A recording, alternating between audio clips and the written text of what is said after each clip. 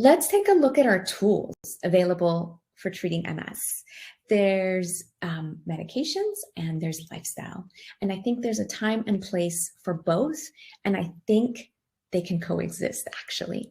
So medications, remember, we said they have narrow targets, and as a result, they can have very potent effects. So what we want medications to do, they usually do. You don't throw in a medication and not have your T cells suppressed or not turn on your antioxidant genes, okay?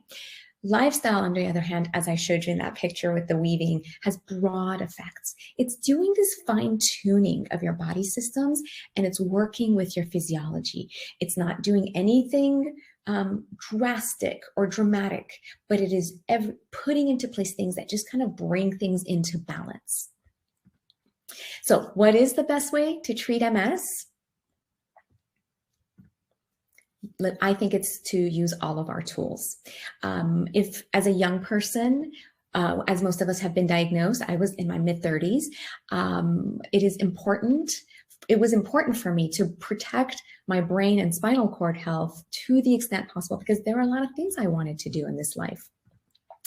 And I want you to think about the combination of medications and lifestyle together as integrative, comprehensive MS care, okay? Both are important. I don't do this reductionistic thinking around, I'm just going to do this tool or that tool. If it's appropriate for you, you will do your medications, and that's a decision between you and your neurologist. But I think lifestyle is equally important. And if you're not taking a medication, we have to put something into place to protect your central nervous system. And so lifestyle becomes even more important. So let's take a difficult to treat symptom like fatigue. Okay, now this list of bullet points here I have is no different than a list I would put up for other inflammatory disorders or cancer or cardiovascular disease. These are the body systems that go out of balance. And so if I wanted to treat the underlying causes of fatigue, I would want to think about the health of my mitochondria, my gut, my hormones, my immune system, and my body's detoxification pathways. And as long as you ignore treating these underlying imbalances, you can take medications to treat fatigue, but you won't get as far unless you have the underlying imbalances being addressed. And I really, truly believe that because I've had the firsthand experience of healing myself with MS. I don't have 100% remission, but I've been able to get to a place where I'm like, this is acceptable to me. And I think we every day have to do the work to push ourselves closer to a greater state of health and away from autoimmunity. Okay, so why does lifestyle matter? Well, lifestyle is your environment. You create what shows up in your environment, how you eat, sleep, manage stress, what toxins you come in contact with. We actually have a lot of choice in what is in our environment, but it takes intention to design that environment. And when you design that solid foundation in lifestyle, you create the conditions for healing.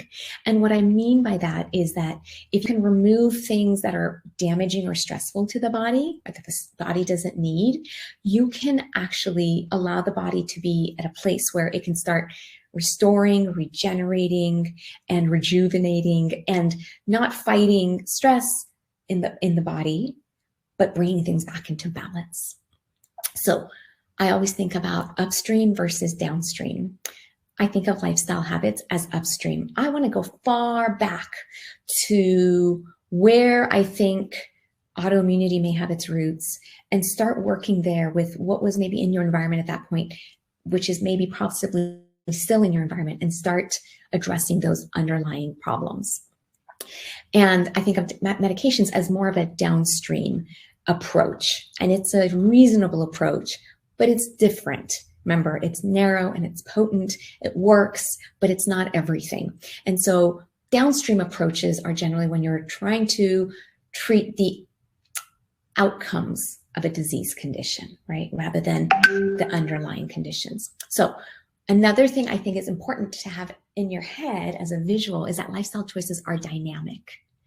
When you eat good food today, if you have a salad for lunch, that food gets in you, and that's information. It sends information into your genes and DNA and says, turn on the or the anti-inflammatory genes and turn off the pro-inflammatory genes. Turn on the antioxidant genes. And so it's all very dynamic and things happen in real time. So if you eat very processed food, it doesn't affect you next week, it affects you today. So your cellular health is shaped by your environment. And so I want you to think every day about how you can be intentional to create that environment for yourself, because we can actually design what happens at the cellular level, and that's powerful. And when I talk about the cellular level, I'm also talking about something called epigenetics, which is this new study that we're only starting to think about. It is how information from the environment turns on genes. And so you can determine what genes turn on by what you do in your environment. So if you can bring in the good stuff, you'll turn on the good genes. That's a very simplistic way of describing what epigenetics is. And so because of what I have now told you about lifestyle therapies, I hope that convinces you that lifestyle has to be a part of every MS care plan, okay? So I think all of our neurologists should be talking about this. I don't think it's within their capacity to get you to do it, because it takes a lot of discussions and conversation and support to get that to happen. But if that is not part of what you're experiencing, ask your neurologist, what can I do? Are there some resources that you could send me to? And I think we all should be thinking about lifestyle on equal par with medications. So how can you start using lifestyle therapies now? These are the 5 points that I'm constantly going through with each and every one of my patients. Mind-body balance, so that's stress management, nutrition, sleep, exercise, and toxins. If you can get a little bit of progress in each of those, it goes a long way, because it'll start treating all those imbalances. So balancing your mind and body. Well, we know that stress is a major factor in both the onset and progression of MS. Lots of data out there to support this, and I have an article stated here. So my approach to stress is get rid of the stressors that you can get rid of. I know that you can't get rid of some family members or some other things that are tougher to get rid of, maybe a stressful job, but get rid of what you can, reframe that stress, right? Maybe your kids are coming home and homework time is really stressful. Maybe just reframe it as, this is part of growing up. This is just part of the process, right? Reframing. And then build some coping skills. And that could look like, breathing, meditation, hobby, prayer, exercise, whatever you choose to do. You do that thing every day, and you do it a little bit at a time. You don't need to do 30 minutes a day. Start with 1 minute a day. Eat good food. There's nothing that can emulate good food. There are no supplements. There's no medication that can do what good nutrition does. So we know plant-based diets are beneficial in MS, and more data is emerging. So if you can eat mostly plants that are unprocessed as they grow in nature, and you go for color, right? Try to hit all the colors of the rainbow every day. That floods you with antioxidants and anti-inflammatory molecules. And then cut out sugar. It actually might be the single most important thing you could do. Cut sugar out and see what happens. So maybe at the end of today, if you're thinking about one thing to do, you pick something from this list, if that's what sounds good to you. And then work on sleep. And I always used to think all the lifestyle habits were equally important, but I have a new favorite, and sleep is it. Sleep is the foundation that all your other lifestyle habits rest on. So you could be eating a ton of good food and managing your stress, but if you're sleep deprived, you're not going to get as far. And I want you to go far. I'm trying to get through this book, Why We Sleep. I keep reading it and having to go back and reading it. I almost can't get through it because it's so juicy. So if you have an interest in learning more about the beauty and the magic of sleep, I highly recommend this book. Dr. Walker is a phenomenal scientist and writer.